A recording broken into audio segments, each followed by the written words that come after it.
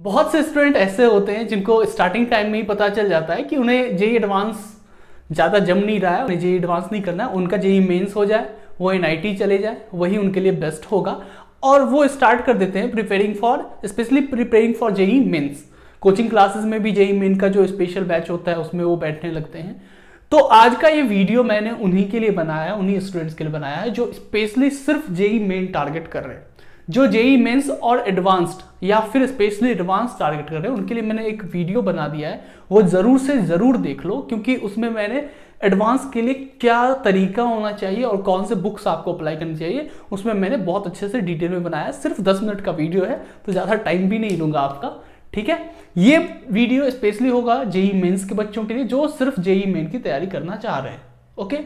दूसरी बात, इसमें कोई भी पेड प्रमोशन वाली कोई भी बात नहीं है। इसमें मैं किसी भी बुक का अमेजन लिंक या कुछ भी देने वाला नहीं हूँ कि जाके आप खरीदो, इतना डिस्काउंट मिलेगा, ये वो नहीं देने वाला हूँ। जो मैं बुक बताऊंगा आप वो second hand, third hand, fifth hand जो भी आपको मिले वो भी आप खरीद सकते हो, कोई दिक्कत वाली बात नहीं है, ओके। तो चलिए लेट्स स्टार्ट। तो दो टाइप के स्टूडेंट्स को लेके मैं ये बताने वाला हूँ।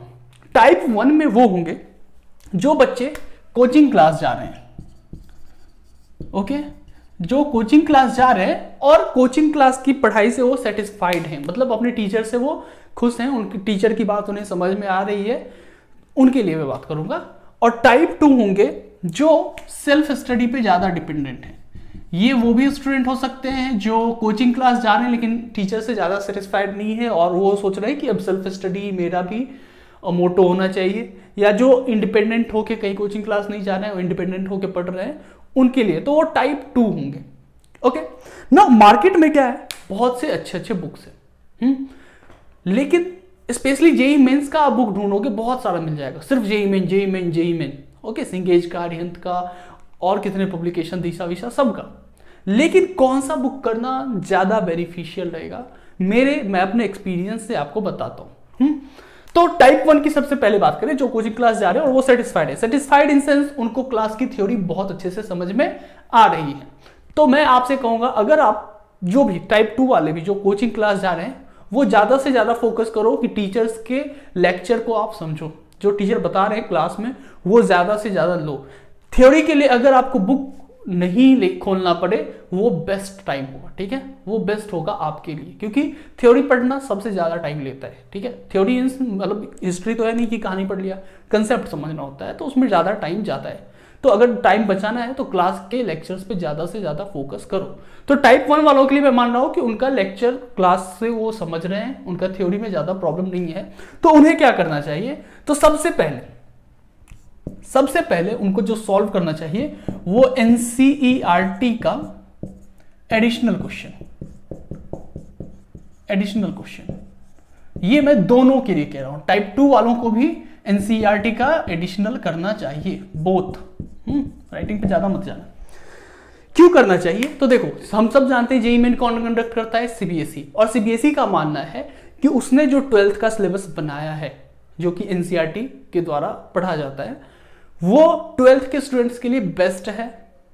तो इसलिए एनसीईआरटी का मानना है कि मैं जो भी एग्जाम कंडक्ट करवाऊंगा वो मैं जो समझता हूं कि मेरे लेवल पे बेस्ट है, उनके लेवल पे एनसीईआरटी लेवल बेस्ट है, तो उन्हीं से देते हैं।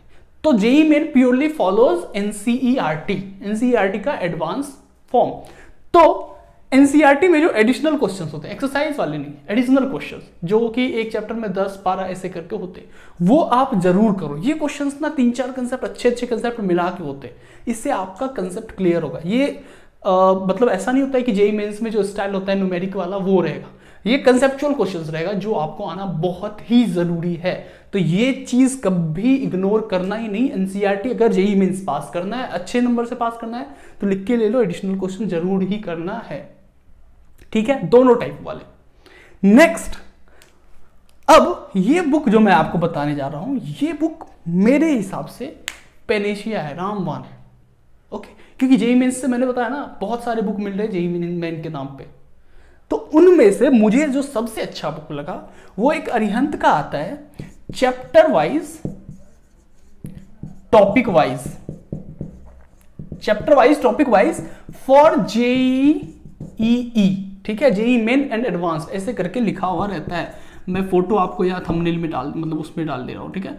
मेन एंड एडवांस, एक सीबीएसई का भी आता है, वो वाली मैं नहीं बात कर रहा हूँ, ये मेन्स एंड एडवांस वाली बात कर रहा हूँ। इस बुक की अगर आप खासियत पूछो कि क्या है, ऐसा क्यों मैं बता रहा हूँ कि ये बुक रामबाण है, इसमें आपको क्या मिलेगा, जैसे मान लो कोई भी चैप्टर उठा लो, इलेक्ट्रोस्टैटिक्स उठा लिया, उसमें अब कूलम्स लॉ है, कूलम्स लॉ, इलेक्ट्रिक फोर्स, ये उसमें एक छोटा सा क्या है टॉपिक है। इस बुक में खासियत क्या है कि अब उस topic, particular topic Coulomb's law से पिछले 35 साल या 37 साल जितने का आप बुक उठाते हो, उस 37 साल में इस पर्टिकुलर टॉपिक से, कूलम्स लॉ से जितने सारे इंजीनियरिंग के एग्जाम होते हैं, आइदर वो दिल्ली डीसी का हो गया, एएमयू का हो गया, आपको आंध्र प्रदेश का हो गया, केरला का हो गया, कर्नाटका का हो गया, जेई मेंस हो गया, मतलब जो ट्रिपल ई पहले था ट्रिपल ई हो गया, एडवांस हो गया, इन सब में उस पर्टिकुलर सिर्फ कूलम्स लॉ से जितने क्वेश्चन आए 35 साल में वो आपको रहता है। तो वो जब आप क्वेश्चन कर लेते हो ना, तो जेई मेंस के लिए उससे परफेक्ट कुछ है ही नहीं। ओके, जेई मेंस के लिए उससे परफेक्ट कुछ नहीं है, लिख के दे लो। आप ये बुक जरूर से जरूर बना लो, वन स्टॉप बुक जो कहते हैं ना, मुझे ये लगता है कि सिर्फ आप ये बुक बना लो, जेई मेंस आपका क्लियर हो जाएगा पक्का। ओके, मार्केट में ये आप book second hand, third hand, 2 साल 4 साल पुराना भी मिले तो कोई फर्क नहीं पड़ता है, 3-4 साल के क्वेश्चन नहीं भी रहे तो ज्यादा इशू नहीं होता है। तो आप पुराना book second hand, third hand या अपने सीनियर्स से ले सकते हो, जरूरी नहीं नई बुक खरीदो। लेकिन ये बुक मुझे वन स्टॉप लगता है और मैं चाह रहा था कि मैं आपको बताऊं, तो ये बुक जरूर आप बनाओ। एक टॉपिक से इसमें दिया रहता है वो जितने भी क्वेश्चन है, तो आप सारे तरीके जो होते हैं ना कि इधर से इस क्वेश्चन को कूलम्स लॉ को ऐसे भी पूछ सकता है, ऐसे भी पूछ सकता है, सारे पॉसिबिलिटी आप कर लेते हो। और ऐसे करके पूरे चैप्टर को, एक चैप्टर है ना इलेक्ट्रोस्टैटिक्स, उसके 7 हिस्से में रहते हैं और काफी अच्छा है, काफी अच्छा बुक है। और सॉल्यूशन भी रहता है, दूसरी बात, बड़ी बात, सॉल्यूशन भी रहता है। और वो मैं अपने टॉप टाइप 2 स्टूडेंट्स को बोलना चाहता हूं कि एनसीईआरटी और ये वाला book chapter wise, topic wise, ये आपको भी करना है जो सेल्फ स्टडी और इंडिपेंडेंट होकर पढ़ना चाह रहे हैं। सॉल्यूशन भी रहता है तो आपको दिक्कत भी नहीं है, आप सॉल्यूशन भी पीछे देख सकते हो। तो ये दो। अब अगर थ्योरी की बात करें, सेकेंड वाले जो स्टूडेंट है सेल्फ स्टडी वाले, इनको थ्योरी यानी कंसेप्ट्स की भी जरूरत पड़ेगी। तो कंसेप्ट्स के लिए कौन सा बुक करें? तो कंसेप्ट्स के लिए भी बहुत सारे बुक आते हैं, ऐसे अरोड़ा, डीसी पांडे और भी बहुत सारे बुक्स आते हैं। डीएम शर्मा नहीं, वो एडवांस के लिए है। तो ये कंसेप्ट के लिए आपको कौन सा बुक करना चाहिए? तो मुझे सबसे बेस्ट लगा प्रदीप। प्रदीप का थ्योरी जो है वो मुझे सबसे बेस्ट लगता है जेईई मेंस और नीट के बच्चों के लिए। प्रदीप एनसीईआरटी प्योरली फॉलो करता है और काफी अच्छे से इसने बताया हुआ है और इसमें लेवल वाले क्वेश्चंस भी हैं।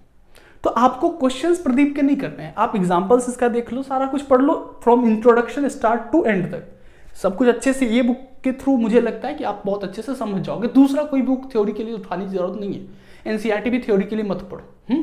तो ये बुक से थ्योरी कर लिया, उसके बाद एनसीईआरटी के एडिशनल क्वेश्चंस कर लिए, एंड देन ये जेईई मेंस एंड एडवांस वाला chapter wise, topic wise for 35 years ये इस तरीके से आता है, वो बुक कर लिया।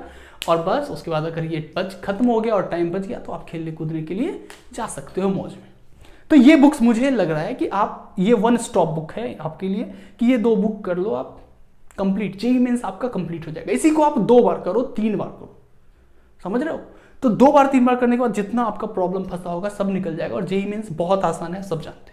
जेईई एडवांस की बात करें तो उसके लिए मैंने अलग बुक्स बताए हैं, और जो बच्चे जेईई एडवांस की तैयारी कर रहे हैं और एचसी वर्मा या ईरोडोव इन सब को सॉल्व करने में उन्हें प्रॉब्लम आ रही है, तो उसके लिए मैंने एक और वीडियो बनाया है कि टफ बुक्स को कैसे सॉल्व करें। हाँ, तो वो प्योर स्ट्रेटजी मैंने बताई है और वो काफी इफेक्टिव स्ट्रेटजी मानी जाती है। तो वो भी वीडियो मैं आपको डिस्क्रिप्शन में दे रहा हूं, तो वो जरूर देख लो। वो भी 8 या 10 मिनट की मैंने बनाई है, तो वो वीडियो आपको काफी मदद करेगी अगर आप जेईई एडवांस या कि कोई अच्छे बुक्स को सॉल्व करने में फंस रहे हो। ठीक है, लास्ट में एक बार और रिपीट कर दूं, टाइप 1 जो कोचिंग क्लासेस से खुश हैं, जिन्हें थ्योरी में कोई प्रॉब्लम नहीं है, वो एनसीईआरटी के एडिशनल क्वेश्चन जरूर बना ले, and after that chapter wise, topic wise for JEE main and advance वाला बुक खरीद ले, 3rd एंड 4th एंड जो भी आपको मिले, और वो जरूर सॉल्व कर लो। टाइप 2 को थ्योरी के लिए मैंने बोला है प्रदीप, एडिशनल क्वेश्चन एनसीईआरटी के फिर कर लो, एंड आफ्टर दैट यही चैप्टर वाइज, टॉपिक वाइज कर लो, जेईई मेंस का फिजिक्स खत्म। ठीक है, बाकी वीडियो अगर पसंद आया हो तो न्यू चैनल है तो प्लीज सब्सक्राइब कर देना, ऐसे ऐसे वीडियोस मैं आपके लिए बनाता रहूंगा। और साथ में मैं फिजिक्स के लेक्चर्स भी बना रहा हूँ, तो कहीं पे आपको अगर प्रॉब्लम हो थियोरेटिकल पॉइंट्स में तो फिजिक्स के लेक्चर्स मेरे आप देख सकते हो। ठीक है, तो चलो तब तक के लिए बाय।